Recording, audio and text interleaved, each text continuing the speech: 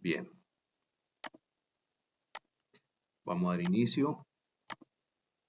A medida que tengan algún tipo de pregunta, comentario, etcétera, pueden abrir su micrófono y vamos a ir desarrollando, ¿ok?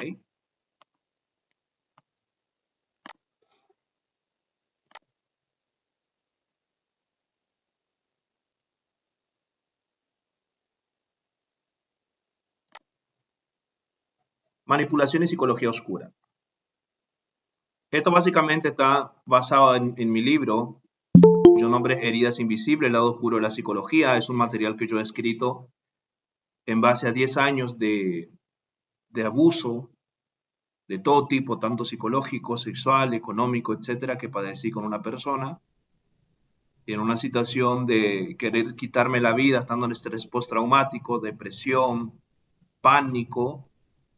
Tomé la decisión de no quitarme la vida, más bien buscar entender por qué mi mente estaba funcionando de esa manera. Yo no tenía ni idea de la psicología, nada, nada.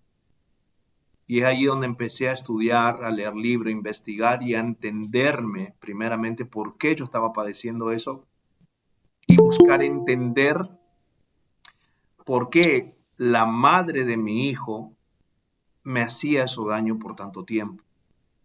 Y es allí donde llegué a comprender cómo funciona la triada oscura y las técnicas que utilizan. Entonces, en ese momento, estando yo en esa situación de estrés postraumático, tomé la decisión de avanzar, de luchar y tuve el proyecto de fundar este centro de estudio que tiene la finalidad de capacitar a las personas para que no atraviesen por lo que yo pasé y quien está atravesando, que tengan también los recursos para poder avanzar y ayudar a otras personas.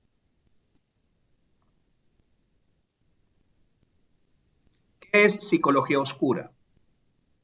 La psicología oscura es un campo que estudia las técnicas y las estrategias utilizadas por personas manipuladoras y potencialmente dañinas, como los psicópatas y narcisistas, para controlar y explotar a otras personas en beneficio propio y extremadamente dañino para la víctima. Existen varios tipos de personalidades oscuras, cada uno con características y objetivos específicos. La psicología oscura es el campo de estudiar, como estamos viendo, el comportamiento de estas personas que tienen algún tipo de trastorno de personalidad. Pero hay que tener en claro de que no todo el que utiliza la psicología oscura hace parte de la triada oscura que vamos a ver ahorita, sino que lo de la triada oscura lo hacen para poder conseguir un beneficio propio dañando a la persona con la cual es manipulada a través de la psicología oscura. Pero la psicología oscura se utiliza en muchos sentidos. También en el campo de la persuasión, en el campo de la conquista, se usa mucho la psicología oscura, pero no es con el objetivo de dañar a la otra persona, sino más bien seducirla, conquistarla, etc.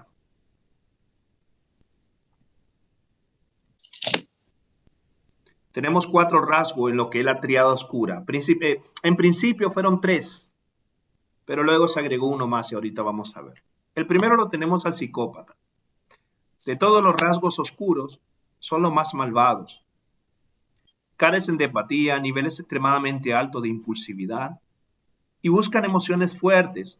Son muy difíciles de detectar lo que piensan. Son muy inteligentes y estrategas y lo que los diferencia también de los psicóticos. Luego tenemos al narcisista. Altos niveles de grandiosidad, superioridad y dominio. Carecen de empatía y necesitan suministro narcisista para alimentar su ego.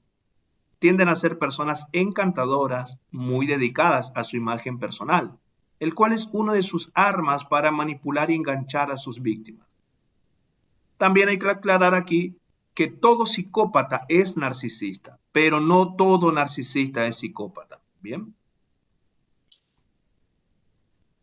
Luego tenemos el maquiavelismo. Engaño y manipulación son las características principales, como también son amorales y egoístas. No tienen sentido de lo correcto o incorrecto. La clave del éxito es manipular a los demás, considerando que el fin justifica los medios.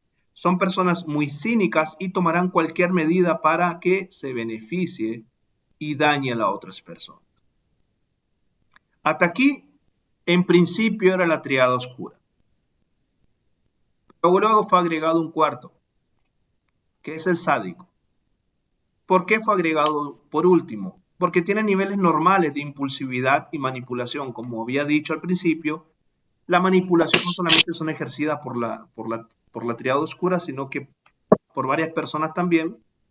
Todo el mundo de una u otra manera ejerce la psicología oscura, la manipulación, pero esto ya lo hacen de una forma impulsiva. Sin embargo, el sádico tiene un nivel normal de impulsividad y manipulación, motivo por el cual no formó parte de la triada oscura originalmente. Estas personas disfrutan de la crueldad, buscan hacer daños a los otros, incluso si tienen un costo personal para ellos mismos, y hallan a la crueldad y sufrimiento sexualmente estimulante.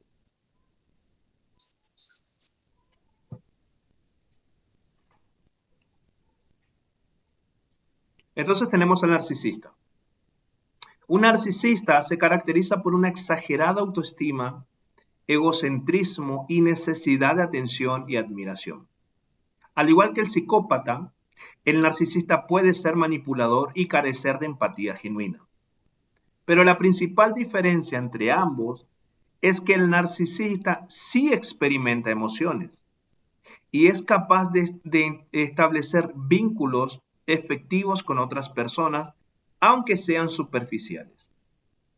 Muchas personas dicen, los narcisistas y los psicópatas no tienen empatía. No, sí, ellos tienen empatía. Lo que no tienen empatía es la empatía genuina, es el tipo de empatía que ellos no tienen. Ahorita vamos a ver en una filmina el tipo de empatía que ellos tienen.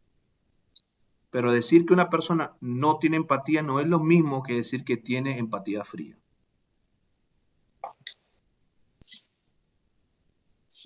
Aunque el narcisismo puede ser un rasgo de personalidad común en muchas personas, cuando se vuelve un trastorno puede afectar seriamente la vida de la persona y de los demás. El narcisismo patológico se considera un trastorno de la personalidad y puede requerir tratamiento psicológico especializado para abordar sus causas y síntomas.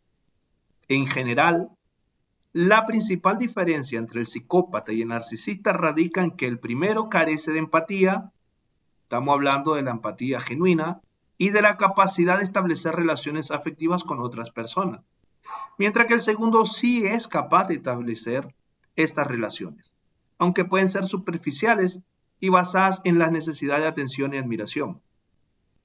Ambos trastornos pueden ser perjudiciales para la persona afectada y para la persona que lo rodea, y su tratamiento debe ser llevado a cabo por profesionales especializados en psicología clínica, preferentemente.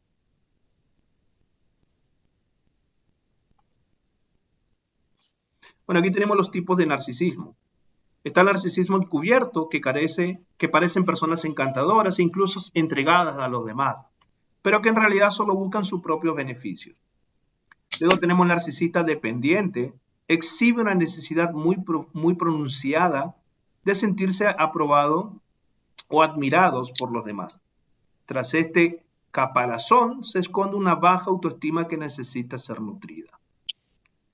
Luego está el narcisismo impulsivo, persona con baja tolerancia a la frustración y que se suelen emitir respuestas desproporcionadas a las situaciones que la viven. Tal narcisista poderoso busca tener siempre la razón y el control de todo y se frustra cuando esto se le escapa de las manos. Tal narcisista inconsciente, los rasgos son más sutiles, pero aparece el autoenlazamiento, la arrogancia y la negación de las propias debilidades en las situaciones que funcionan como disparador a este comportamiento. Narcisismo vulnerable, también llamado hipervigilante o hipersensible, carga una gran necesidad de ser atendido y aprobado. Narcisismo perverso, también llamado el maligno, es egoísta, pisotea, engaña y manipula a su víctima con tal de conseguir lo que desea.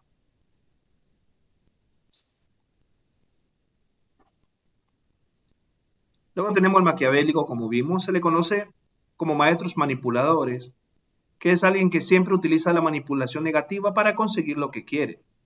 Probablemente has conocido a un maquiavélico en algún momento de tu vida y te has dado cuenta de que te engañaron en algo. Se llevaron el crédito por tu trabajo, te intimidaron o simplemente te hicieron sentir que no valías nada, que no valías la pena. Mientras que los narcisistas también son conocidos por ser manipuladores, los maquiavélicos son más minuciosos en el juego.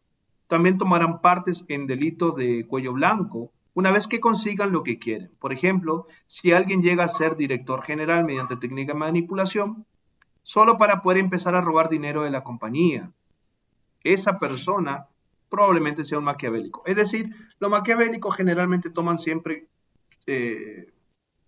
buscan siempre el poder. Generalmente se le ven a estas personas luchando por puestos de gerencia o se le ve mucho en el ámbito de la política, donde siempre quieren estar por Exacto. encima de los demás y buscar destruir a las personas subordinadas o tener el control de todo lo que sea política. Hay una serie, una novela muy conocida, bueno, al menos considero que sea muy conocida, que se llama El Sultán. No sé si alguien lo llegó a ver. Sí, Eh, En El Sultán está una de las protagonistas llamada Hurrem. Hurrem tiene en el personaje, tiene trastorno. El personaje, no la actriz. El personaje tiene trastorno maquiavélico. Porque ella mataba, se le quitaba del camino a quien sea con tal de llegar al poder. Aún el sultán, teniendo su harén, ella mataba al harén también con tal de ser la única. Eso es típico comportamiento de una persona maquiavélica.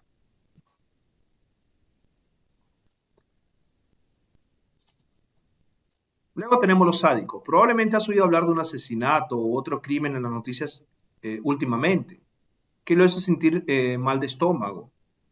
Cuando esto sucede, usted está escuchando acerca de un sádico cotidiano. Son personas que quieren dañar a otros humanos o animales y disfrutan haciéndolo.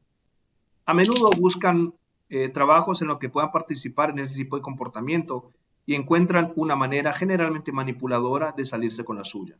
No le importa cómo dañan a alguien, cuánto dolor causan o incluso si matan a alguien. Participan en estas acciones porque les da mucho placer.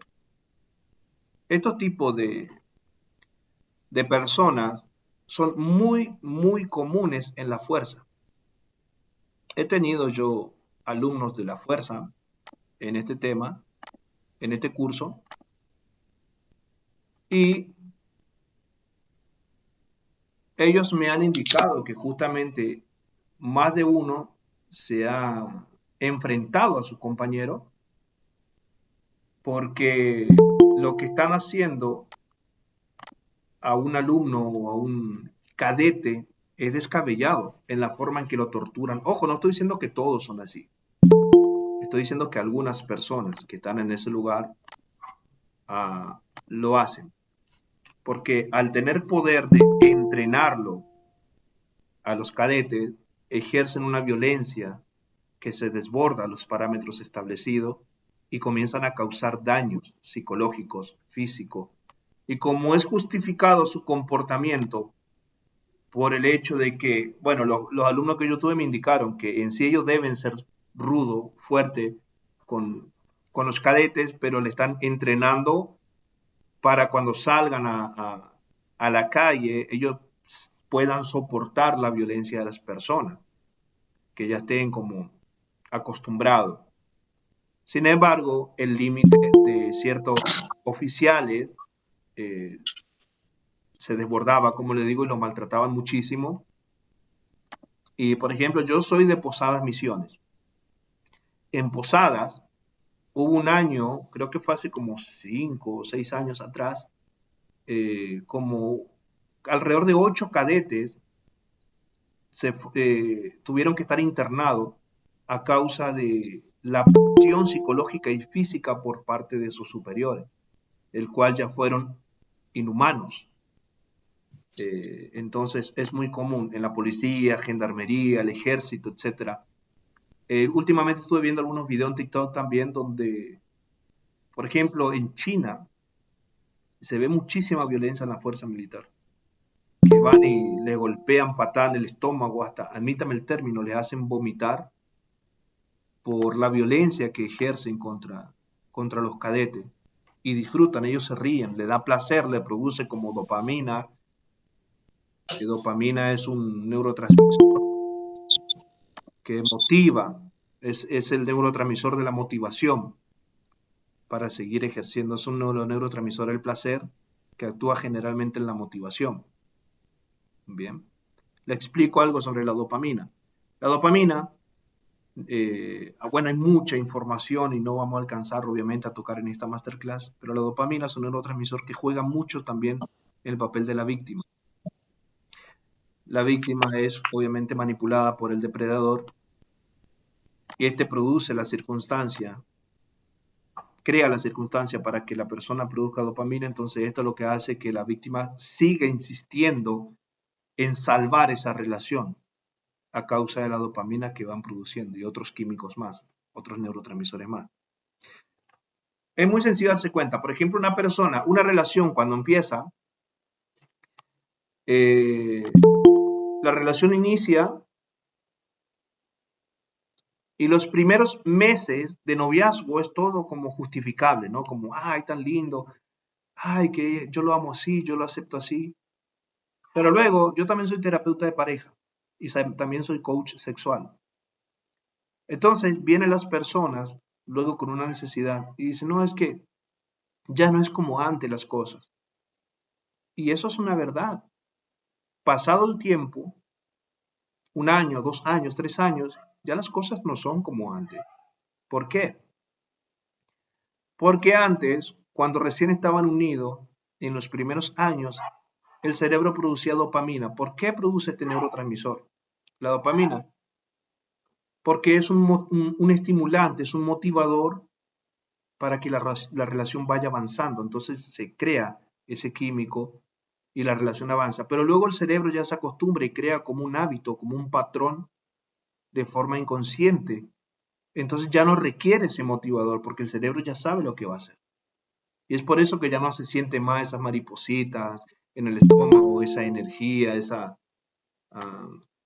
ese entusiasmo en la relación. Entonces hay forma de sabotear eso, que es buscar, obviamente, engañar a la mente con ciertas técnicas para que vuelva la mente a interpretar como que es algo nuevo y la relación siga avanzando. Ahora, por eso es que también hay personas que se le confunden mucho con los narcisistas o los psicópatas, que van abandonando relación tras relación, porque el cerebro termina de producir eso y necesitan buscar nuevamente, se vuelven adictos a la dopamina, necesitan cambiar de pareja para volver a producir ese neurotransmisor. Y ya ustedes pueden ver en los grupos de Facebook, no es muy recomendable seguir esos grupos porque ahí para todo, todos son narcisistas y psicópatas. Y no es tampoco tan así. ¿Pueden usar técnicas de psicología oscura? Sí. ¿Pueden tener rasgos narcisistas? Sí. Pero no todos son narcisistas y psicópatas. ¿Pueden comportarse como tal? Sí. Pero hay muchos, muchos motivos. Y uno de esos es la adicción a la dopamina. Otro podría ser el motivo por baja autoestima. ¿Se entiende? No es fácil, ni siquiera para los psicólogos expertos, es tan sencillo diagnosticar. Bien.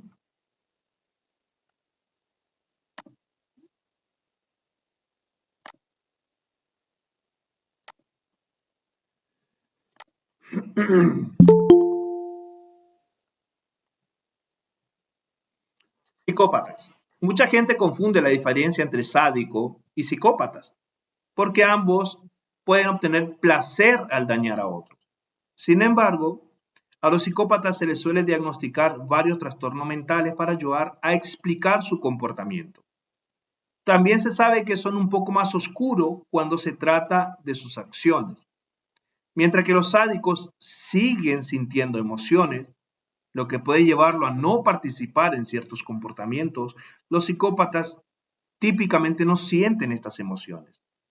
La principal emoción que siente es la alegría que sienten cuando están maltratando a alguien.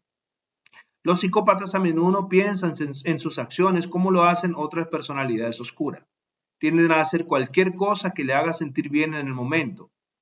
Uno de los psicópatas más conocidos es Charles Manson, el que está en la foto, que pueden investigar luego su caso. Además, el psicópata no es una persona que tenga problemas emocionales que puedan ser resueltos con tratamiento. Los psicópatas tienen una disfunción en el funcionamiento de su cerebro que lo hace incapaces de experimentar emociones y de empatizar con los demás, lo que hace que sean incapaces de cambiar su comportamiento. Por ello, el tratamiento para los psicópatas se centra en la prevención y el control de su comportamiento dañino en lugar de intentar cambiar su personalidad o su forma de ser. Esto más que nada se lleva a cabo con terapia cognitiva conductual. Pero ellos no cambian. Aquel que esté con un psicópata y tenga eh, la esperanza de que cambie, no lo hará. El origen de la psicopatía. El origen o la causa de la psicopatía aún no se entiende completamente, pero se cree que es el resultado de una combinación de factores biológicos, ambientales y genéticos. Desde el punto de vista biológico, se ha encontrado que los psicópatas tienen una actividad reducida en cierta área del cerebro, como la amígdala y la corteza prefrontal, que están involucradas a la empatía y el control emocional y la toma de decisiones. Esto puede explicar por qué los psicópatas tienen dificultades para sentir empatía o remordimiento y pueden ser impulsivos e irresponsables en su comportamiento. También se ha encontrado que la psicopatía tiene una base genética, lo que significa que ciertos rasgos psicopáticos pueden ser heredados de los padres biológicos. Estudios han demostrado que la psicopatía tiene una heredabilidad del 50%, lo que significa que aproximadamente la mitad de la variabilidad en la psicopatía se puede atribuir a factores genéticos. Además, el ambiente en el que se cría un niño también desempeña un papel importante en el desarrollo de la psicopatía. La exposición a violencia, al abuso, a la negligencia, al trauma en la infancia se han relacionado con mayor riesgo de desarrollo de este rasgo psicopático en la edad adulta. La psicopatía es multifuncional y complejo. Si bien no se puede prevenir completamente, es importante abordar los factores de riesgo de la infancia, como la exposición al abuso y al trauma, para reducir el riesgo de desarrollo rasgo psicopático en la edad adulta. Esto funciona más o menos de la siguiente manera. Ups. Bueno, la última tanda que acepto porque la entrada era hasta el cuarto. Bien, funciona de la siguiente manera. Si nosotros de grandes ahora podemos decirle a un niño, cuando el niño llora, cuando el niño se siente triste, cuando el niño busca contención, apoyo, eso hablábamos ayer en la clase de psicología social. Quienes estuvieron ayer, lo voy a repetir solamente este fragmento. Y el niño busca contención de un padre, pero el padre siempre está desvalidando sus sentimientos, sus emociones, no apoya al niño, lo regaña. El niño va caminando aquí a la cocina, llevando un plato, se tropieza y cae el plato y lo empieza a regañar y hasta lo golpea porque rompió un plato, en lugar de enseñarle al niño la habilidad que necesita para no cometer más ese error de romper un plato. Y después el niño de pronto cuando está llorando y tú te acercas, le dices, te pego y te grito porque te amo. ¿Cómo tú te sentirías si una persona a quien tú amas te hace lo mismo, te grita, te golpea, no valida tus sentimientos ni tus emociones, te ignora? ¿Cómo te sentirías tú que luego venga y te diga, eso yo lo hago porque te amo? Tú dirías, no, pues gracias. Si tú me amas así, ¿para qué un enemigo, no? pues tú automáticamente dices, puede ser un psicópata o un narcisista porque me está maltratando, no le interesan mis sentimientos ni mis emociones. Si tú actúas de la misma manera con tu hijo y tú le dices, yo hago esto porque te amo, tu hijo no va a razonar como tú razonas al decir, no, mi mamá es una psicópata, yo debo alejarme. Tu hijo va a decir, mi mamá tiene razón, mi papá tiene razón, yo soy el problema.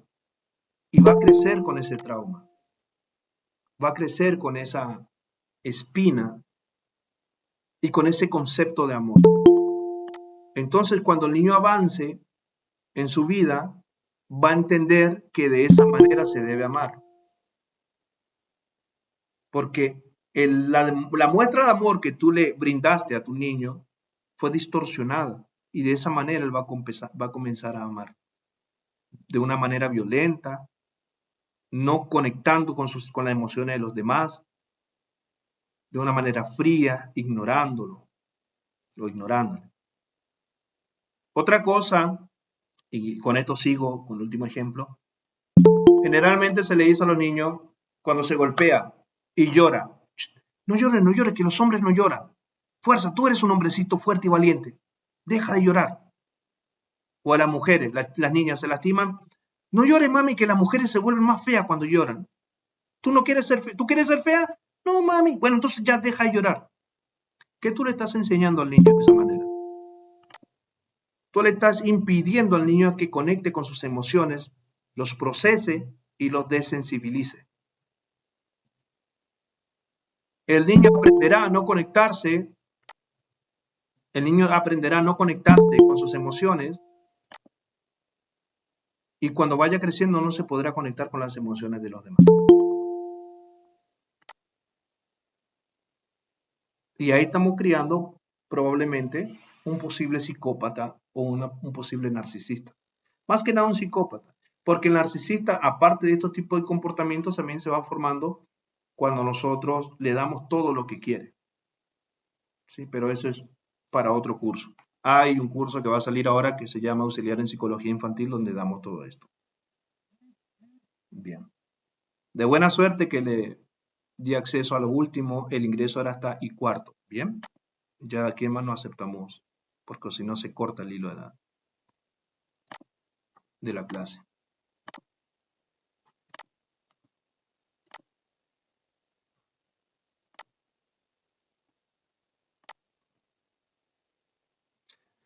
Diferencia entre sociópata y psicópata. La psicopatía y la sociopatía son términos que se utilizan a menudo indistintivamente para describir trastorno de personalidad antisocial, pero en realidad existen algunas diferencias entre estos dos términos. Los psicópatas suelen tener un patrón de comportamiento impulsivo e irresponsable, falta de remordimiento y empatía por los demás, y en un caso superficial que puede ser utilizado para manipular también a las demás personas. También tienen rasgos de grandiosidad y narcisismo y falta de miedo. Todo psicópata es narcisista. Como decíamos, más no todo narcisista es psicópata. En cambio, la sociopatía se considera una condición menos grave y más común que la psicopatía. Los sociópatas también pueden ser irresponsables e impulsivos, pero pueden sentir remordimientos y empatía limitada hacia los demás. Tienen problemas para ajustarse a las normas sociales y pueden tener dificultades para mantener relaciones a largo plazo. Básicamente esa es la diferencia. Diferencia entre psicótico y psicópata. Aunque a veces se utilizan distintivamente psicopatía y psicosis, son términos diferentes que describen condiciones distintas. La psicopatía se refiere a trastorno de personalidad caracterizado por la falta de empatía y remordimiento, como ya hemos dicho. Saltemos directamente al concepto de psicosis. Se refiere a un estado mental en el que la persona pierde el contacto con la realidad, pudiendo experimentar alucinaciones, delirios, desorganización del pensamiento y emociones inapropiadas. Los psicóticos pueden tener problemas para diferenciar lo que es real y lo que no, lo que puede llevar a comportamientos extraños o peligrosos. La psicopatía es un trastorno de personalidad, mientras que la psicosis es un estado mental que puede ser causado por diversos trastornos psiquiátricos, como la esquizofrenia, el trastorno bipolar o la depresión mayor con características psicóticas. La principal diferencia entre psicópata y psicótico es que los primeros tienen trastorno de personalidad caracterizado por la falta de empatía genuina y remordimiento, mientras que el segundo experimentan una desconexión de la realidad y pueden sufrir de alucinaciones y delirios.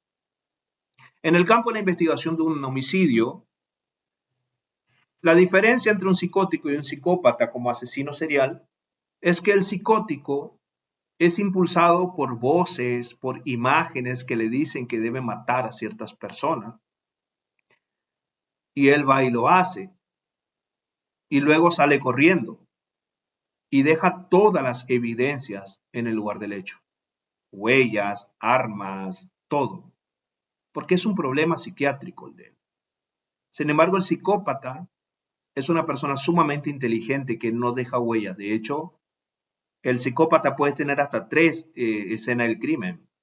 Puede ser la primera escena del crimen donde secuestra a la persona a quien lo va a matar, la segunda escena donde comete el homicidio, y la tercera escena puede ser donde entierra el cuerpo o donde lo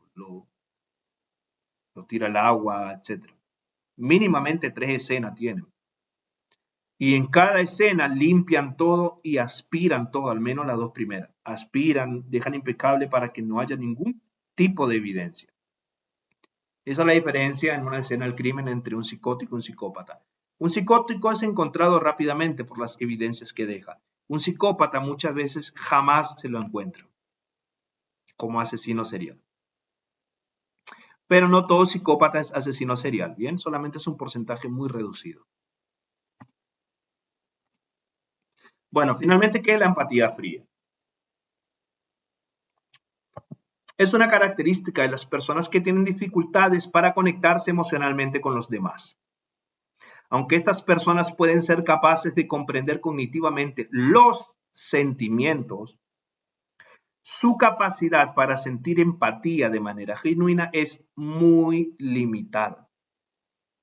Comprender cognitivamente los sentimientos de los demás implica tener la capacidad de entender racionalmente las emociones y pensamientos de otras personas, sin necesariamente experimentar una conexión emocional con ellas.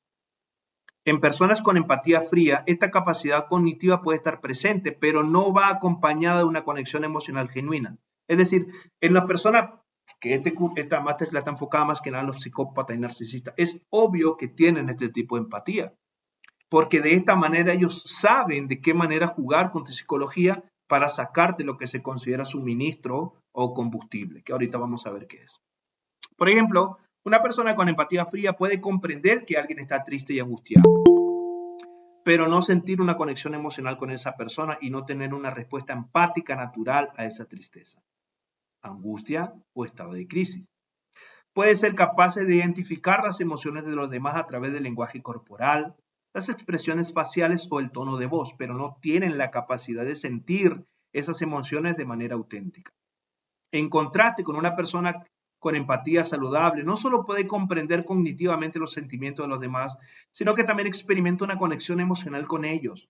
Pueden sentirse conmovidos por tristeza de alguien, preocupados por el miedo de alguien o felicidad por los logros de alguien.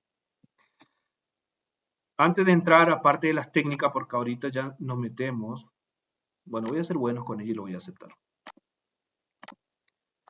Nos vamos a meter ahora a lo que son las técnicas, pero antes de entrar, quiero explicarle algo. ¿Cuál es principalmente el perfil de una víctima de estos psicópatas o narcisistas? No se dan todos los sentidos, pero mayormente se da por esta circunstancia y fue mi caso. Los niños, sea varón o mujer, cuando nacen vienen con un precableado neuronal, todos venimos así, el cual nos da la necesidad, no el deseo, la necesidad de conectarse emocionalmente con una figura de apego primaria. Perdón. Y esta generalmente es la madre.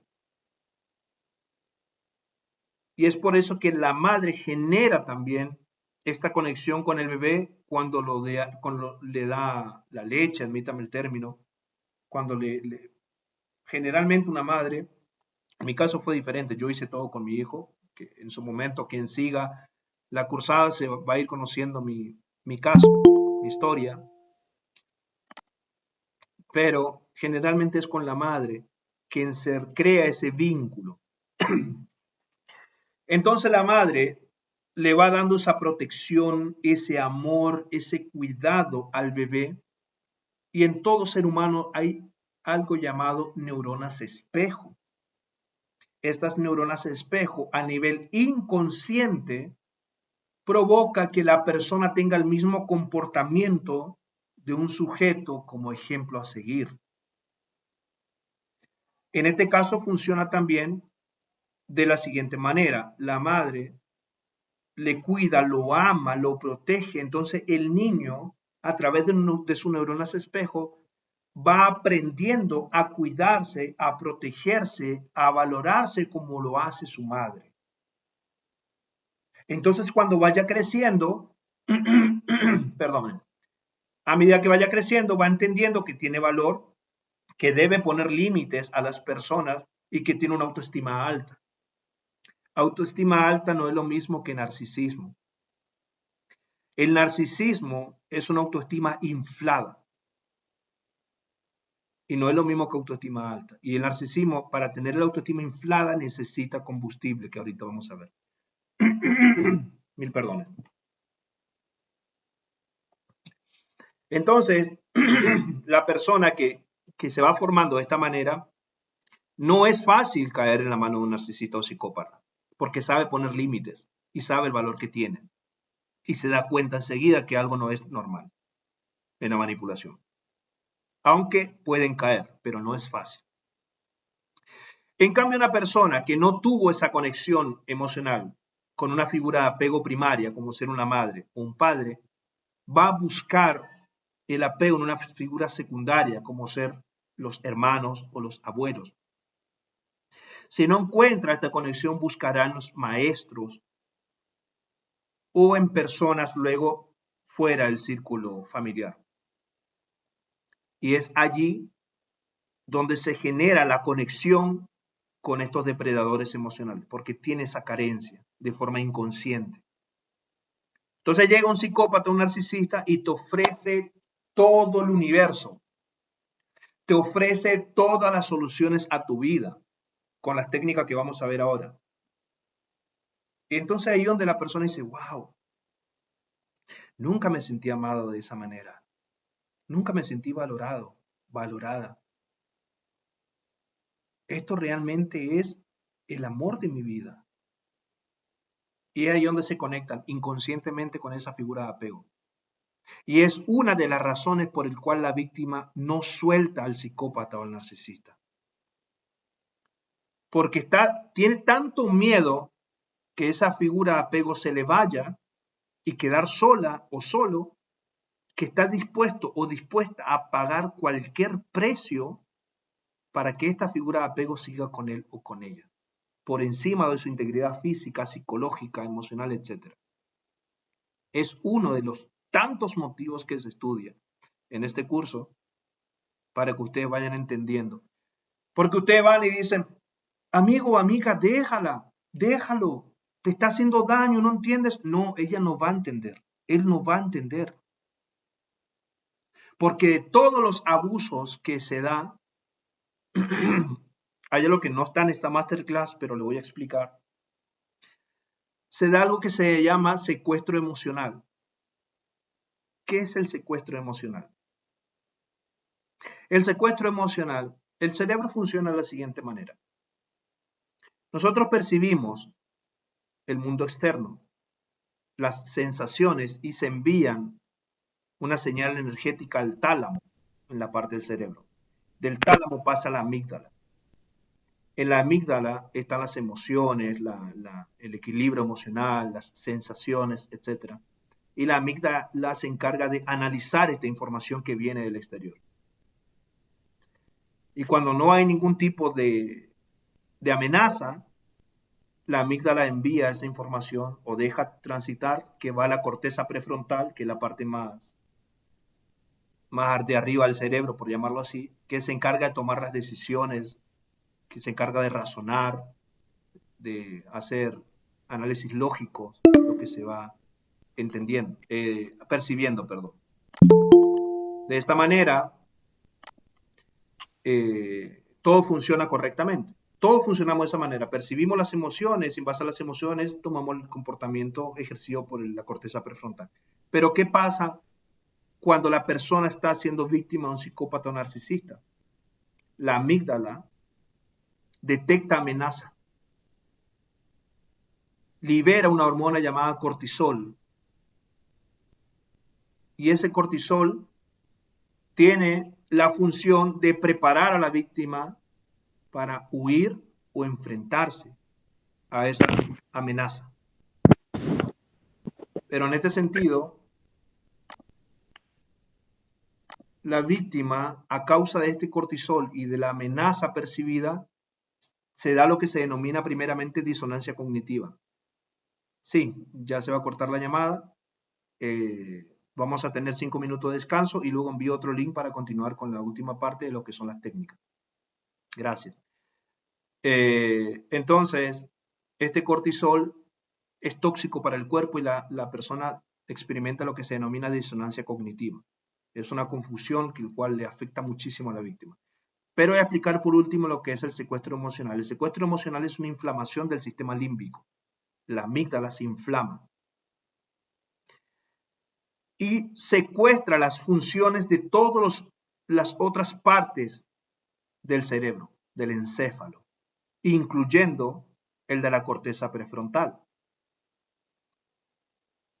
Es por eso que la víctima no puede tomar decisiones lógicas.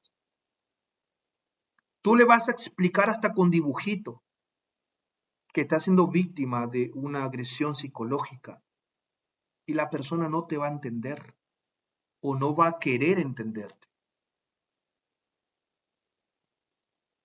Esto sucede lo mismo, voy a ver cuánto tiempo me queda.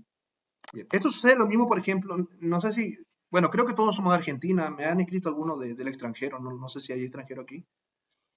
Pero bueno, todos conocemos el caso de Cromañón, ¿verdad? Lo que pasó en Cromañón. Bien, cuando sucede algo así, una persona, por ejemplo, aquí nosotros podemos estar en un cine, en un teatro, dando esta masterclass, y hay alerta de incendio. Tu cerebro percibe una alerta en la amígdala de que hay un incendio y puede que tu vida acabe en ese momento.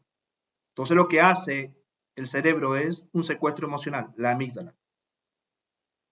La amígdala se inflama, secuestra la función en el otro cerebro y el cortisol dice huyamos. Y es ahí donde las personas comienzan a correr de forma desesperada hacia la salida.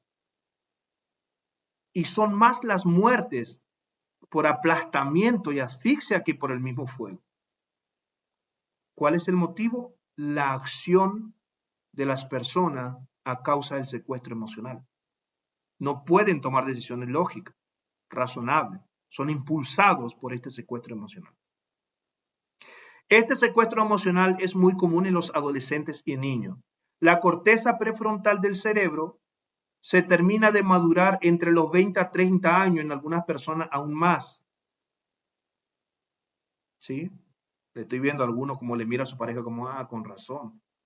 No, se termina de madurar entre los 20 y 30 años. La corteza prefrontal donde se toma decisiones lógicas y razonables. Los niños no tienen desarrollado del todo. El cerebro se desarrolla de abajo hacia arriba. Entonces la parte de abajo es la parte más primitiva donde está el sistema límbico, la amígdala. Entonces tú a un bebé no le vas a enseñar cómo llorar.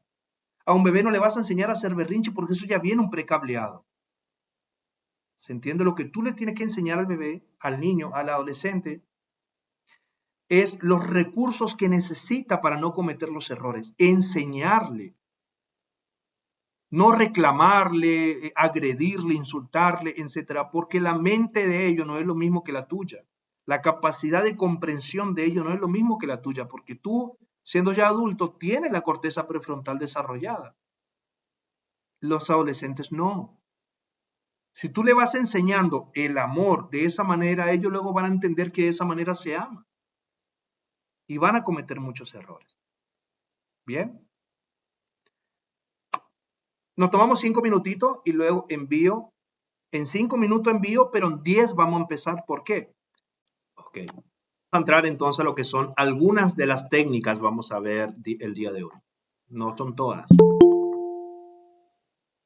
El bombardeo de amor. Esta técnica sirve para programarte a recibir afectos de su parte y así privarte de él más tarde. Hace que bajes tus defensas y así hacerte más susceptible a su manipulación. Genera una época dorada que utilizan etapas posteriores. Logra que te abras a él o a ella y así poder obtener más informaciones sobre ti y de cada faceta de tu vida, el cual podrá explotar posteriormente. Por ejemplo, saber lo que te gusta y así poder por ese lado tener más recursos para seguir seduciéndote, como también saber cuáles son tus puntos más débiles para saber cómo poder herirte de la peor manera en la etapa de descarte. Explico cómo es esta técnica. Generalmente, ¿alguien vio la serie You en Netflix? Lucas lo vio. Bien. Esta serie, me deja. Esta serie, lo que tengo que poner esta tía administradora. No sé. Esta serie lo que hace es enseña más o menos, bueno, al menos en la primera temporada, ¿no? No le voy a decir cómo es en la segunda y tercera, pero en la primera temporada enseña cómo una persona manipuladora opera. Estas personas lo que hacen es comenzar a buscar informaciones de ti. Supongamos que, bueno, yo lo tengo aquí al lado de mi esposa, no quiere que la muestre, pero está aquí a mi ladito. Supongamos que yo quiero ser un manipulador que quiere conquistar a mi esposa, que todavía no es mi esposa, un supuesto negado. Y yo le veo a ella como una víctima potencial. Entonces lo que yo voy a hacer es comenzar a buscar informaciones de ella por todas las redes sociales. Por todas las redes sociales. Buscar información como qué le gusta comer, qué le gusta tomar, los lugares donde le gusta asistir, qué no le gusta, qué le tiene asco, qué le gusta leer, qué carrera está estudiando. ¿Por qué? Voy a ser un detective buscando información sobre ella para cuando yo llegue a crear este vínculo, cuando yo llegue a seducirla, a conquistarla, voy a tener, y pongan cuidado en esto, voy a tener un perfil falso de mi persona, el cual es como un espejo de su propio perfil. ¿Se entiende? O sea, con, la, con las informaciones que yo logré obtener de ella, de las redes sociales, yo creo una personalidad falsa en mí. Entonces llego a seducirla a ella y ella se va a impresionar porque yo voy a ser igualito a ella, me va a gustar lo que a ella le gusta, voy a detestar lo que ella detesta, me va a gustar leer y estudiar lo que a ella le gusta. E inmediatamente yo comenzaré cuando, obviamente analizando las expresiones faciales y el comportamiento no verbal de ella, luego utilizaré otra técnica que no está aquí, pero se la nombro llamada alma gemelización, donde comenzaré a tratarla ya, eres mi alma gemela, eres mi otra mitad, siento que por fin conocí al amor de mi vida, nunca había sentido esto antes, finalmente logré encontrar lo que tanto busqué, etcétera, etcétera, etcétera. Y eso, de una manera indirecta, ejercerá una presión en ti para que tú también comiences a decirle eso a él, por el sentido de correspondencia.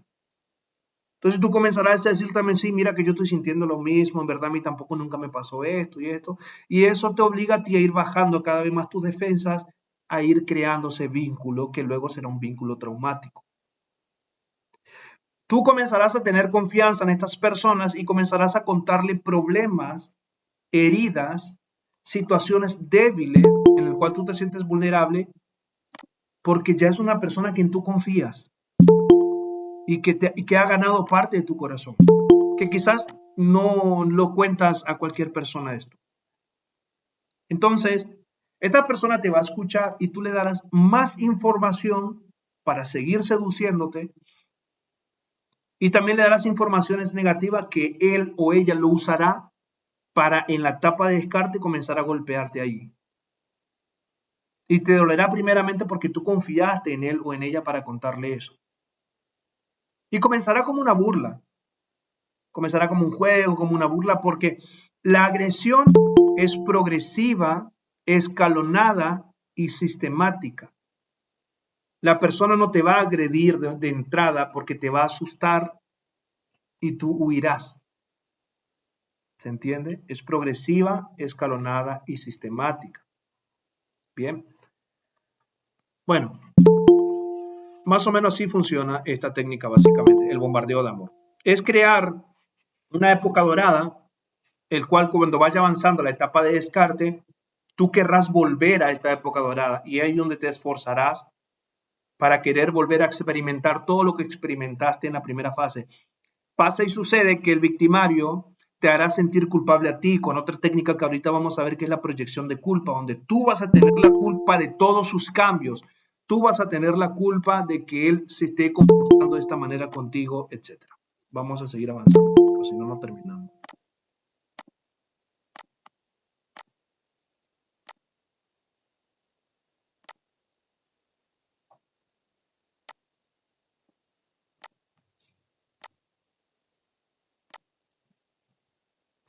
Ahora tenemos el gaslighting o luz de gas. Es una de las técnicas de manipulación más letales. Consiste en que el manipulador intenta que su víctima comience a cuestionar su propia realidad. Implica hacer que alguien dude de sus propios recuerdos y percepciones. En lugar, comience a creer lo que el manipulador quiere que crea. El gaslighting involucra la negación persistente de cosas que son hechos obvios. También implica muchos extravios, contradicciones y mentiras descaradas. La víctima comienza a sentir que su sistema de creencias son ilegítimas. Se desensibiliza de su propia realidad hasta quedar totalmente sometida a la realidad que le impone su abusador. La trivialización hace parte de esta misma técnica y es donde el victimario hace creer que la situación no es para tanto como para ponerse mal, o que no es necesario tanto drama, o que por qué llora si él no le está haciendo nada, etc.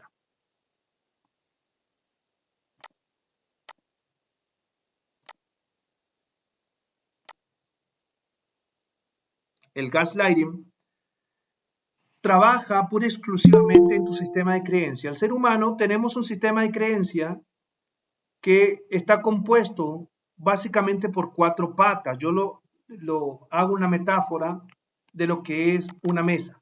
La creencia es la tabla de la mesa y donde posa esta creencia son cuatro patas que la sostienen. Y yo lo ilustro de esa manera, que están creencias, la experiencia propia, lo que uno va atravesando en el día a día, eso va modificando y va alimentando una de las patas del sistema de creencias. Experiencias ajenas, tu amiga, tu amigo, tu vecino, un documental, tú escuchas la experiencia y si tú lo consideras válida como para poder eh, alimentar a una de las patas de la mesa de experiencias ajenas, lo adopta. Luego están las experiencias inventadas y luego están las informaciones que nosotros vamos adquiriendo en el día a día. Eso va modificando nuestro sistema de creencia. Ese sistema de creencia cumple una función como un filtro. Las informaciones que nosotros vamos adquiriendo del mundo exterior llegan a este sistema de creencia, que en sí está en el sistema límbico, pero vamos a llamarlo metafóricamente así como un filtro, el cual las informaciones llegan a ese punto donde en esa cajita del sistema de creencias se juzga a las informaciones, ¿bien? Y de ahí también se sacan sus conclusiones y se generan lo que son las emociones, sentimientos y sistemas comportamentales. Se crea lo que se llama una realidad subjetiva. Todas las personas aquí tenemos una realidad subjetiva diferente. aún estemos viviendo en la misma casa, aún seamos hermanos gemelos, cada persona tiene una realidad subjetiva diferente, influenciado en las experiencias propias y subjetivas que atraviesa cada persona. ¿Ven? Y eso afecta o influencia en la manera en que nosotros percibimos el mundo. El narcisista psicópata ataca esto también con el gaslighting. Te impide y te bloquea la capacidad de tú usar tu sistema de creencias, de tú usar ese filtro y sacar tus propias conclusiones. Él se encarga de dinamitar este filtro, de dinamitar tu realidad subjetiva para que tú comiences a renunciar a esto y comiences a adoptar la realidad que él te ofrece como válida. Y te vas convirtiendo de esta manera en su títere. Acciones muy sencillas, como por ejemplo, esto van todo de la mano. A ver, entre paréntesis explico algo. Hay dos tipos de trauma. Está el trauma simple, o algunos psicólogos lo llaman con trauma con T grande, con T gigante. El trauma simple produce lo que es el trastorno de estrés postraumático por un evento únicamente. Por ejemplo, un accidente automovilístico, un intento de violación o una violación propiamente dicho, un intento de homicidio. Es un evento que te produce el trastorno de estrés postraumático. Luego tenemos el trauma complejo o trauma con T pequeña, le llaman algunos psicólogos, que es la suma de muchos eventos en un tiempo prolongado, el cual produce en la víctima trastorno de estrés postraumático. Es decir, si tú analizas un solo evento de este paquete, no es nada. Tú dirás, no, pero es que fue una discusión nada más. Fue una proyección que todo el mundo usamos la proyección porque en sí todo el mundo usamos la proyección.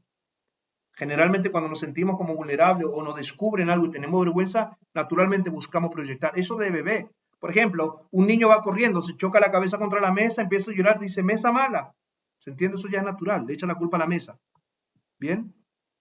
Pero tú le vas a un psicólogo y el psicólogo que no sabe, y se lo digo por experiencia, y si ustedes vieron uno de los videos que yo envié al grupo de Yukiko, la mexicana, ella fue diagnosticada por un psicólogo también de una manera errada. Bien. Entonces, el psicólogo que no entiende mucho de esto, lo va a diagnosticar de una manera errada porque desconoce lo que es esta parte del trastorno, el trauma complejo, que son la acumulación de eventos en un tiempo prolongado, el cual va dinamitando progresivamente, escaloladamente y sistemáticamente la psique de la persona. Me sale el nombre de Pipi Lali, sí, adelante.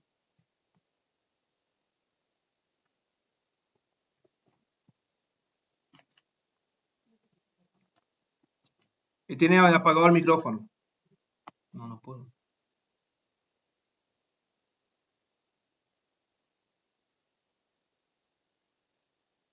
Si puede escribir un mensaje, ahorita yo lo leo, ¿bien? Entonces, esa es la diferencia entre trauma simple y trauma complejo. Entonces, la víctima, con un paquete de manipulaciones, como le estaba explicando, llega, por ejemplo, supongamos que Adriana tiene la costumbre de llegar al trabajo y deja la llave en una mesita de luz. Paso a seguir, ella va y se ducha, almuerza y se acuesta a dormir la siesta. Se levanta de la siesta, coge la llave y sale nuevamente para su trabajo. El manipulador haría lo siguiente. Ella llega a su trabajo, deja la llave, se va, se ducha, almuerza y se va a dormir. En ese momento el manipulador cambia de lugar la llave. Puede dejar tirada en el baño. Adriana se levanta, comienza a buscar desesperadamente la llave, pero yo dejé acá, mira que yo dejé acá y yo me acuerdo bien. Y ahí donde él va a empezar a decir, estás quedando loca, estás quedando como loca, mira. Si ves que yo te he dicho que te hace falta ir al psicólogo, ya te estás olvidando de las cosas. ¿Sí ves? Ya estás alucinando. Y comienza a dinamitarte. Pam, pam, pam, te va alargando todo su veneno. Luego él va a ir al baño y dice, mira, ¿dónde dejaste la llave? Taradita, por ejemplo, ¿no? Y de esa manera te va afectando. Sí, adelante. Quería rescatar cuando vos decías los de que uno va repitiendo las cosas. Yo soy policía, trabajé en el área de judiciales, en el área de violencia de género, y lo que me acuerdo es que vos citás, denuncian por maltrato, y después cuando vos las citás, vienen y te dicen, no, ya me arreglé, y así, y vos tenés que cerrar una causa, y después a los 10 días vuelven otra vez a hacer una misma denuncia, y es como que el círculo se va repitiendo y se va repitiendo y se va repitiendo, y eso lo veo como una clase de manipulación. Es más, tienen miedo de que las citaciones, para que se acerquen a declarar, lleguen a la casa por miedo a que el marido tome represalias nuevamente contra ellas. Claro. Bien,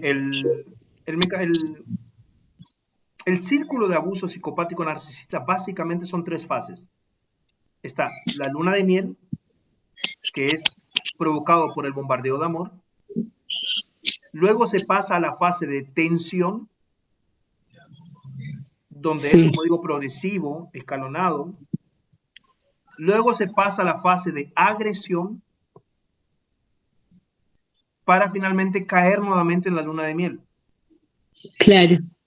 ¿Se entiende? Y es por eso que la víctima no puede. De hecho, como decía al principio, por el vínculo de apego seguro conectado con el psicópata narcisista, la víctima no puede soltarlo. No es que no quiere, no puede, porque es algo inconsciente. Claro. Y la otra, hay varias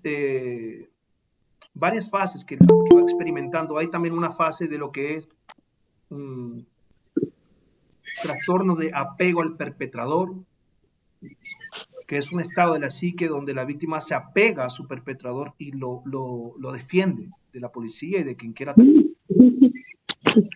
Luego hay otra fase de amnesia perversa, se llama, donde el cerebro tiene un mecanismo de defensa y es eliminar del consciente recuerdos que lo afecten.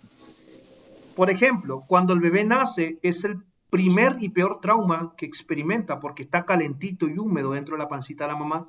Cuando sale en un lugar frío, le golpea la luz, empieza a escuchar ruido que no escuchaba, etcétera, y eso le traumatiza al bebé. Y tras de eso le meten una nalgada. Bienvenido. ¿Sí?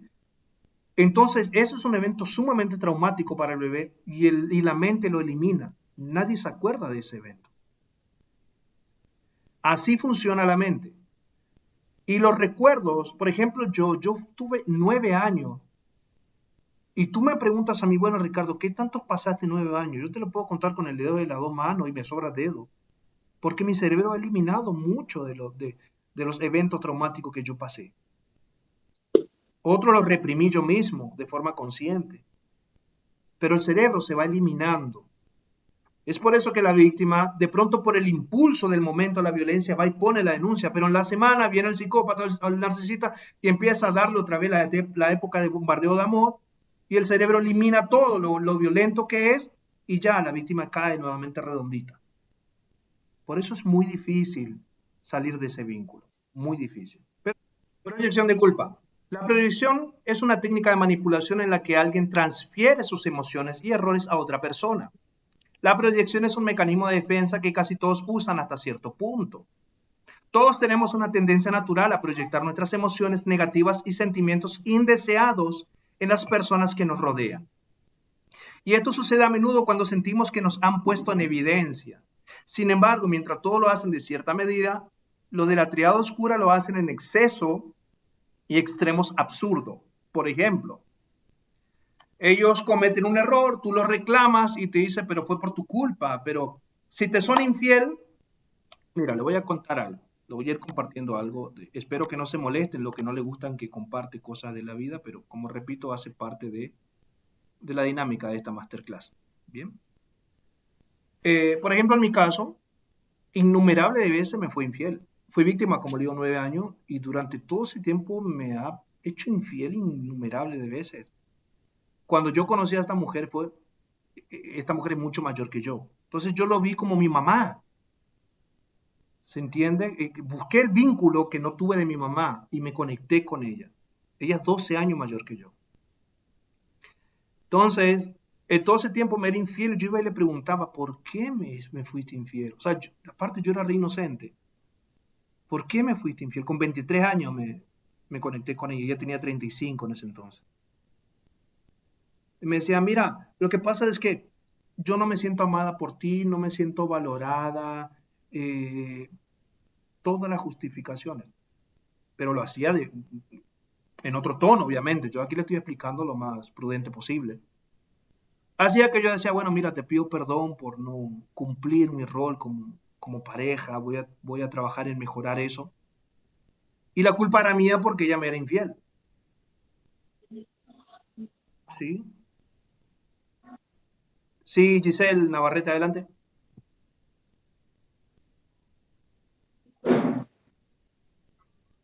Bueno, levantó la mano sin querer. Bien, avanzamos. Ese es un ejemplo de proyección de culpa. Es infinito los ejemplos, pero más o menos para que tengan una idea, de pronto se sienten identificados.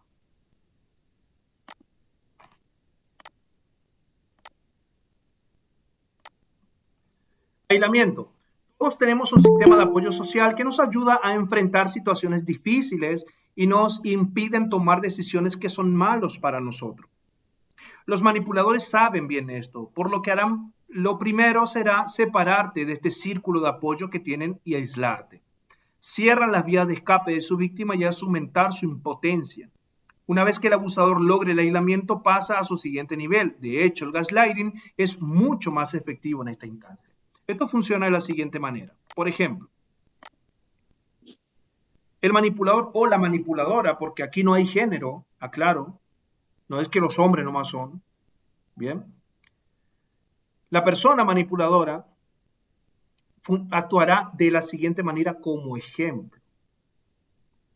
Supongamos que yo quiero conquistar a mi pareja y como que ya le he conquistado, pero todavía estamos de novio, nos vemos solamente una vez por semana, etcétera. Y yo le empiezo a decir a ella, mira, yo siento mucha necesidad de pasar más tiempo contigo.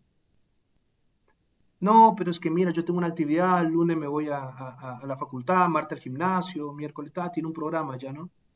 Sí, pero es que yo necesito, no sé, yo siento que tú eres mi alma gemela y necesito tener esa conexión contigo.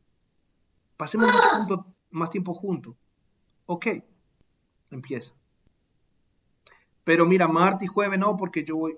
Ok, mira, pero yo puedo ir contigo y te acompaño. Mira, yo necesito respirar el mismo aire que tú respiras.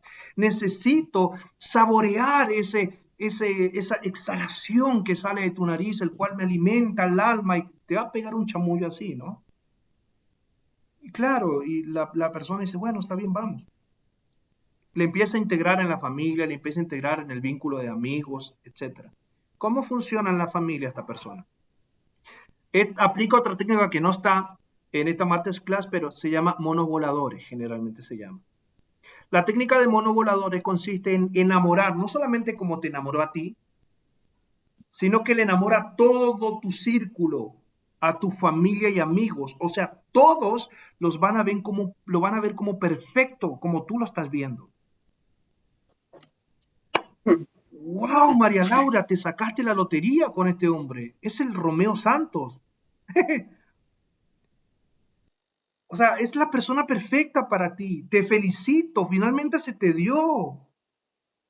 Mira qué detallista, caballeroso. Le va a llevar regalo a tu papá, a tu mamá, a tu hermana. Le va a dar regalo a tus amigos. La fiesta de cumpleaños de tu amigo, él se va a encargar de organizar todo. O sea, va a enamorar a todo el mundo. Luego comenzará a pedirte pasar más tiempo juntos. Mira, miremos Netflix, pasemos más tiempo juntos. Estamos en etapa de conexión, de conocimiento, etcétera. Y como tú vas a estar re enamorado o enamorada, vas a acceder, está bien. Ya mi familia te conoce, te ama, mis amigos te reaman, preguntan por ti, etcétera, etcétera. Pero luego comenzará a hacerte, por ejemplo, que yo le estoy conquistando a María y la amiga de María es Pipi, y Pipi como que me mira como entre reojo, a ver. Yo le digo, mira María, es que Pipi es policía y como que, no sé, me trae un mal aire. O sea, todo bien con tus amigos, pero ella como que me genera como un rechazo, no sé. Luego, despacito, en evento tras evento, mira, es que yo no sé, pero Pipi a mí me mira horrible. Yo no sé qué le hice, la verdad. No entiendo qué le puedo haber hecho, porque tú viste que yo con todos tus amigos soy así, pero algo no me cae en esa mujer, no sé. Yo preferiría que para la próxima no le llames a ella, o sea, no, pero es que espérate, o sea, Pipi es mi amiga, ¿qué te pasa? Ah, bueno, pero ¿te importa cómo se sienta tu amiga a cómo me sienta yo como tu pareja? No, sí, tenés razón. Bueno, Pipi ya no más Pipi. Y así, progresivamente te va a ir aislando de todo. Y esto es un trabajo, como digo, extendido, no es que en el primer mes se va a dar todo. Puede durar 1, 2, 3 años. Luego te va a decir, mira, es que, ¿qué te parece si nos vamos a vivir? Bueno, por ejemplo, yo estoy aquí en Salvador Maza.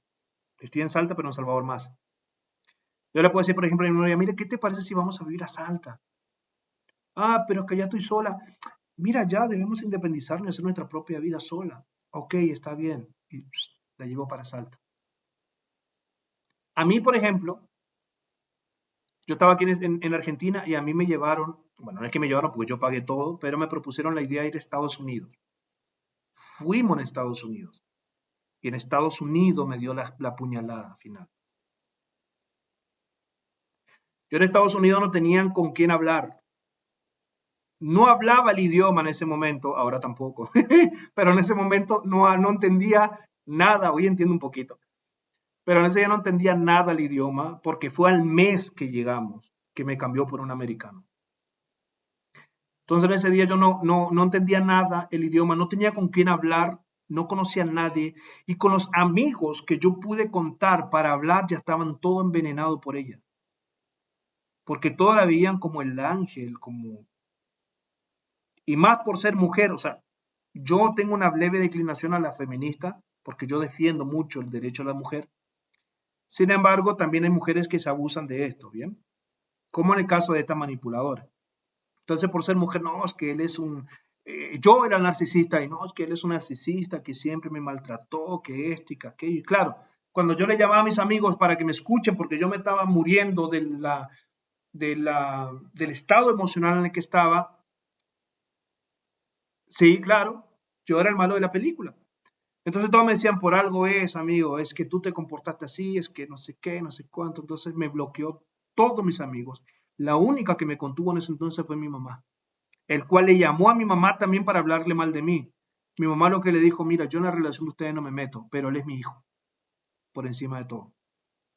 Gracias a Dios tuve la contención de mi mamá de forma incondicional y por eso no me quité la vida en ese momento también. Pero el aislamiento lo hacen para alejarte todo y que luego, cuando tú comienzas a llamar a tus amigos o familia, todo el mundo te dice, no, pero es que él es un buen hombre, ¿qué hiciste? Es que tú le provocaste, es que tú también eres muy terca, es que tú eres así, por eso no duras en ninguna relación y pam, pam, pam. Las personas que tú esperas apoyo te empiezan a dar palo. Y eso aumenta más la disonancia cognitiva, porque te van a empezar a presionar a que tú cambies para que vuelvas nuevamente con él. Es un desastre ese estado, pero hace parte de la estrategia. Bien,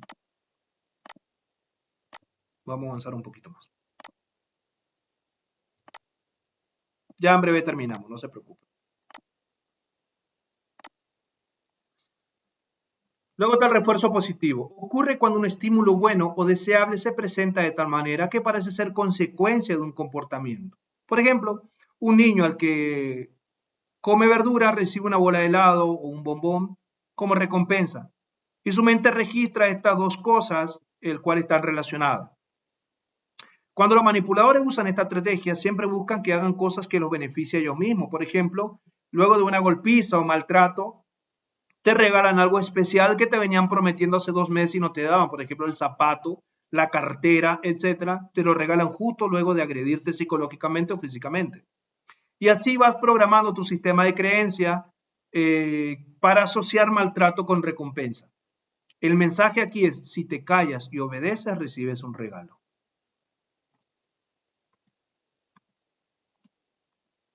Luego está el refuerzo negativo. La diferencia entre esta técnica y la técnica de castigo es que este último consiste en agregar algo negativo, el castigo.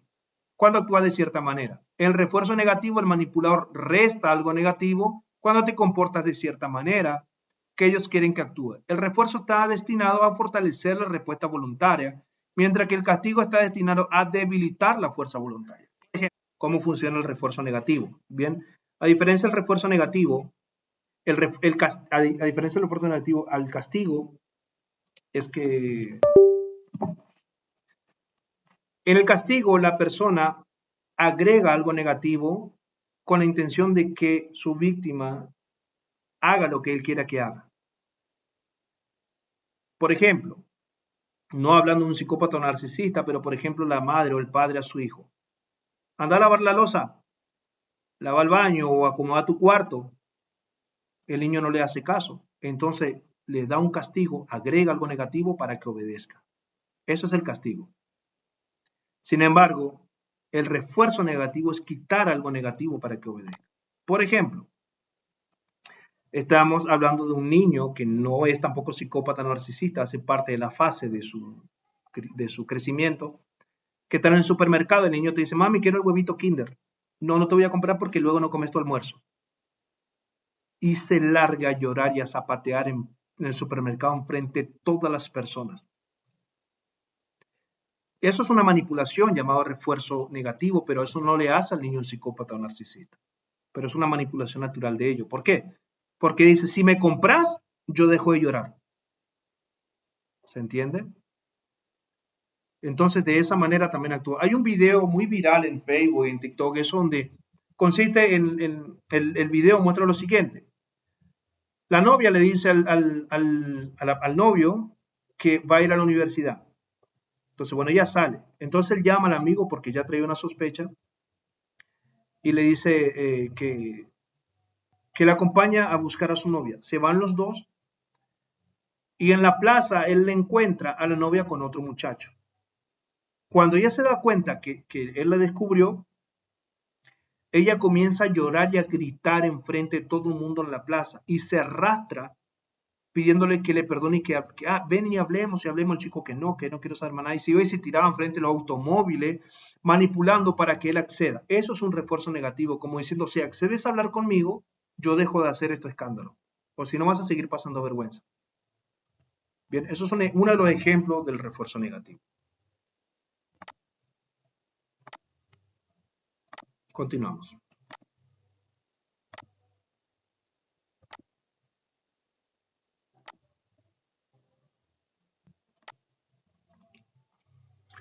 Luego tenemos lo que es el tratamiento silencioso, la ley del hielo, la técnica del hombro frío, etc. Esta técnica es una forma de retirada amorosa. El mensaje es, te retiro el amor a menos que hagas lo que yo digo o quiero. Es una forma de castigo para controlar a la víctima y es un tipo muy popular de abuso emocional. Esta técnica funciona ya en una fase avanzada cuando hay un vínculo de dependencia emocional por parte de la víctima. Paso a explicar.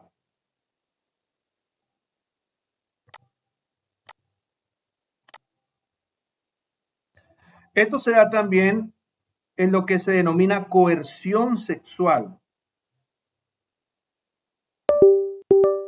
La coerción sexual es un tipo de agresión sexual donde el hombre, por ejemplo, insiste en tener relaciones sexuales a la mujer y la mujer quizás tiene mucho dolor de cabeza, quizás está muy cansada, quizás no se siente bien. Puede pasar. Y el hombre ya empieza a obligar a la mujer a tener relaciones sexuales. Eso ya es una coerción sexual. Es una presión, es una agresión. Bien. En este sentido, el hombre hace una retirada amorosa. Pero puede ser por qué motivo. Por ejemplo, la mujer puede cuestionarle por algún mensaje de texto raro que vio en el WhatsApp. Pero es que es una compañera de trabajo nada más, pero es que vos no tratás a tu compañera de trabajo de esa manera. Pero ¿qué tiene de malo si es una amiga? Y si vos le seguís presionando, el tipo lo que hace es dejarte de hablar. No te habla, no responde a tus preguntas, no comparte la mesa contigo. Si duerme contigo, se acuesta y te da la espalda o se va a dormir a otro lugar, etc. Eso hace que tus defensas se debiliten Y como tú tienes una dependencia emocional ya de él o de ella, lo que haces es como que desistir de ese intento de buscar una información, te sientes mal porque no valida también tu estado emocional y lo que haces es ir y pedirle perdón por haberle cuestionado. O simplemente dejas pasar y ve y le dices, bueno, papi, bueno, amor, perdóname, no pasa nada, entiendo que puede ser una amiga especial. Tú empiezas como a justificar. Bien, eso es una consecuencia del apego al perpetrador. Tú justificas al depredador de sus acciones que en primera instancia te lastiman. Bien, vamos a avanzar. Ya falta poquito, en breve termino.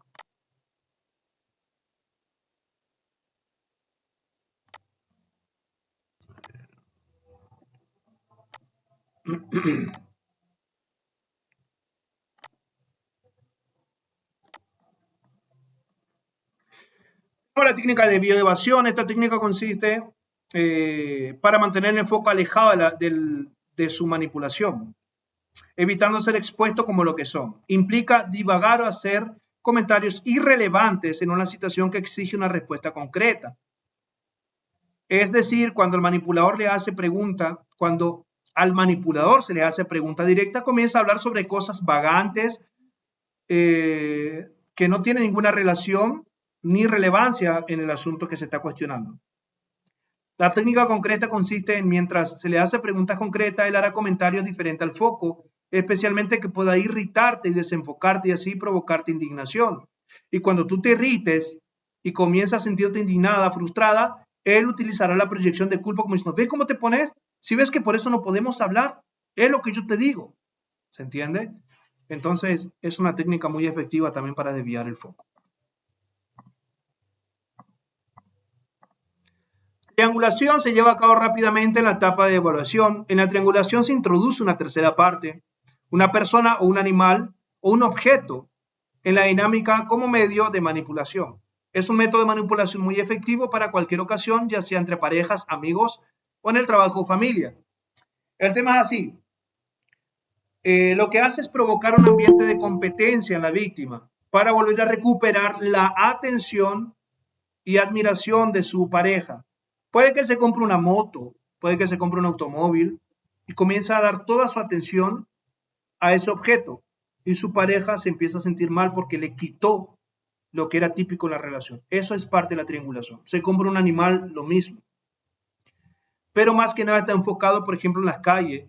Cuando el hombre o también la mujer, a mí me pasó con una mujer, que la mujer o el hombre comienza a mirar a otras personas y eso genera en la víctima un sentimiento de inseguridad, de baja autoestima y como que pierde el afecto y la atención de su pareja y eso le provoca un sentimiento negativo en su cerebro, el cual le impulsa a una competencia y más en los comentarios de él en la devaluación donde dice, por ejemplo, es que deberías comportarte de esta manera, mira a fulana cómo se comporta, mira la mujer del vecino cómo es, y vos no sos así. También se da en los padres cuando triangulan con un hermano. Mira, ¿por qué no te comportas con tu hermano? Mira cómo tu hermano es inteligente, mira cómo tu hermano es de tranquilo, etcétera, etcétera. Eso es también un tipo de triangulación. Evaluación. Esta devaluación no es la devaluación de la moneda, pero es la devaluación humana de ti mismo. Tiendes a ser muy malo y obsoleto en tu carácter que avergüenza a todos tus ex.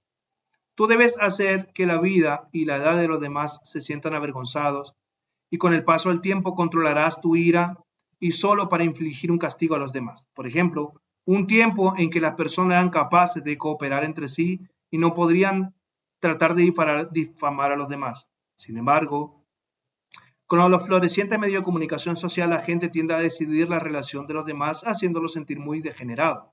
Este es el aspecto crucial de la psicología, que podría ser muy tumultuoso para usted y con el paso del tiempo se sintió muy mal o peor. Por lo tanto, la devaluación está destinada a ser una salida de control mental y puede ser muy perjudicial para cualquiera que lo haga. Este es enfocado en un psicópata o narcisista. ¿Qué es lo que estas personas quieren? Quieren una sola cosa y es combustible. Pero no estoy hablando de un combustible de una gasolinería o algo por el estilo. No solo quieren, lo necesitan. Es lo primero que piensan cuando despiertan. Es lo último que pasa por su mente cuando les vence el sueño. El combustible lo define, el combustible los impulsa. El combustible es todo para ellos. Deben obtenerlo frecuentemente y es por eso que tratan de extraerlo de una multitud de fuentes. La forma en que lo extraen son diversas, fascinante en su ingenio y horrible en su brutalidad. El combustible puede dividirse en dos categorías: combustible positivo, que le da vigor a su ego, y combustible negativo, sus favoritos, que le producen cuando le lastiman a sus víctimas o a otras personas. Hasta aquí. Bien. En conclusión,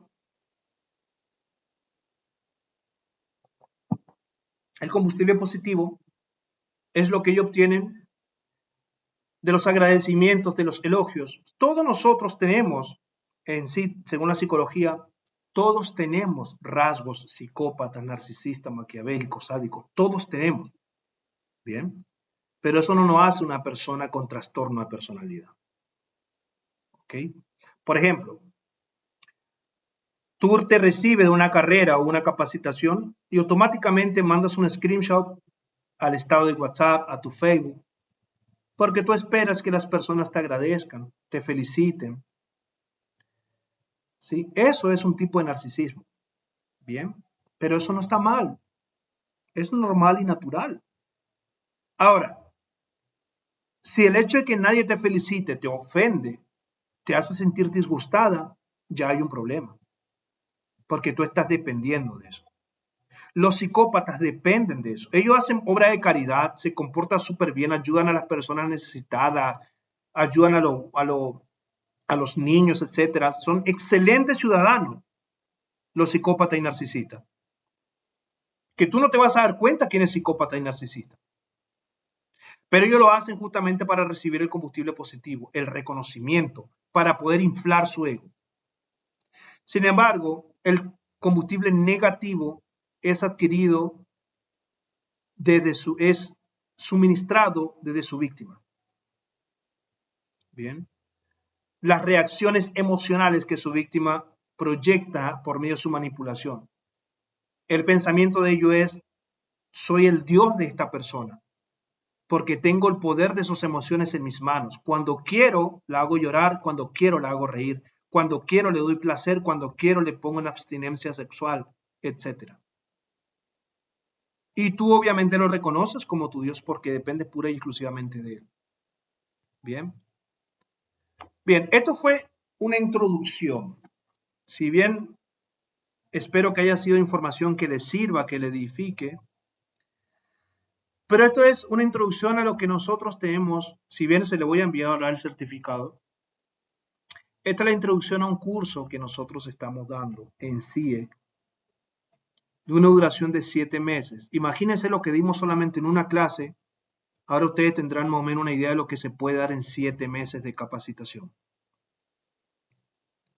Estudiamos a fondo no solamente las técnicas en profundidad, vamos a estudiar las consecuencias que tienen en el cerebro de la víctima cada técnica. Vamos a estudiar cómo poder identificarlo y cómo evadirlo, sino que vamos a estudiar también los tipos de terapia. Está la terapia cognitiva conductual, está la terapia EMDR, distintos tipos de terapia y mecanismos que podemos aplicar en la víctima para que vaya mejorando. La primera fase consta de 7 meses de capacitación para recibirte de interventor profesional en víctima de abuso psicopático y narcisista, experto en psicología oscura. Luego hay una capacitación que va de la mano con esta, que es una capacitación de coach y programación neurolingüística. Cuando tú termines las dos capacitaciones, vas a poder recibirte de lo que se denomina Coach CIEC. Es un grupo de profesionales que estamos formando, incluyendo psicólogos de distintos tipos, psicólogo social, licenciado en psicología, etc. En mi caso, me estoy por recibir de psicólogo holístico para formar un equipo de profesionales y poder ayudar a las víctimas A mí diariamente me llueven mensajes pidiéndome por favor asistencia y yo no doy abasto. Yo tengo una amiga, yo no sé si ella está ahorita en la clase, que aparte es mi psicóloga, Mónica. El último video que yo le envié donde ya el testimonio de que ella ha adquirido información donde ni siquiera en la universidad adquirió. Lo que tú vas a aprender en este curso no lo dan ni siquiera en la universidad. Porque este curso está hecho más que nada en base a mi propia experiencia. Y luego en informaciones que yo he adquirido y en el libro que escribí que yo le mostré al principio de la clase. Bien. Entonces, son informaciones que te van a cambiar la vida, va a cambiar la forma en que tú observas a las personas y vas a lograr identificar hasta el más mínimo intento de manipulación. Vas a aprender cómo evadirlos y vas a aprender a acompañar a las personas que están en este tipo de situación. El equipo de profesionales que yo estoy formando, vamos a formar un grupo aparte donde no solamente van a estar los profesionales como también los psicólogos, etcétera, sino que, por ejemplo, Mariela está en la carrera. Por ejemplo, Mariela está atendiendo a una persona y Mariela se enfrenta a una situación que quizás es difícil trabajar para ella. Mariela trae ese caso al grupo de profesionales y juntos vamos a trabajar para darle una mejoría a esa persona. Pero es como, Mónica está escuchando. Mónica, la psicóloga de CIEC. Hasta ahora es la única psicóloga que es del centro. Los pacientes que se vienen para mí, porque yo no soy psicólogo licenciado, soy coach ontológico y estoy por recibirme de psicólogo holístico. Hay cosas que yo no puedo tratar y yo derivo eso a Mónica, pero hay veces que Mónica tampoco tiene el tiempo para poder atender porque ella también trabaja, creo que en un hospital y aparte atiende de forma particular. Entonces, falta manos, falta profesionales. Lo que vamos a hacer en este grupo es derivar. Si me llegan a mí, yo derivo, si no puedo atender, a los profesionales que van a componer este equipo de trabajo para poder empezar a ayudar a la víctima de una forma profesional, teniendo el título de Coach CIEC, experto en psicología oscura, para poder ayudar a las personas. Sí, Lucas, adelante. Richard, buenas noches. Primero te felicito por el lanzamiento del libro. Gracias. Sería un placer poder obtenerlo. Seguro que en sí. segundo lugar, sí. Yo estoy certificado como coach ontológico que me recibí en Axon, en Axon Training. En ese caso, tendría que de igual manera hacer el curso de coaching y PNL porque en este curso de psicología oscura o no. No, porque tú te recibiste en el mismo lugar que yo me recibí, o sea, te voy a enseñar lo que tú aprendiste. Es que sí. No, totalmente. Únicamente, por ejemplo, Mónica es psicóloga. Ella no va a hacer la carrera de coach porque, pues, imagínate. Ella únicamente está haciendo la carrera de psicología oscura. Bueno, ella ya terminó la carrera de psicología oscura, Mónica. Tú, para poder ser parte del equipo de Coach CIEC, deberías hacer los 7 meses de psicología oscura, sí. Perfecto. Así los profesionales que tengan, los profesionales, momentico que ya se me está terminando el tiempo. Si quieren, ahorita pues abrimos nuevamente otra aula para sacar dudas, ¿bien? Quiero cerrar esto porque hay personas que quizás no vuelven a entrar. Si hay algún profesional aquí, un psicólogo o coach, y quieren empezar la cursada empieza el domingo que viene.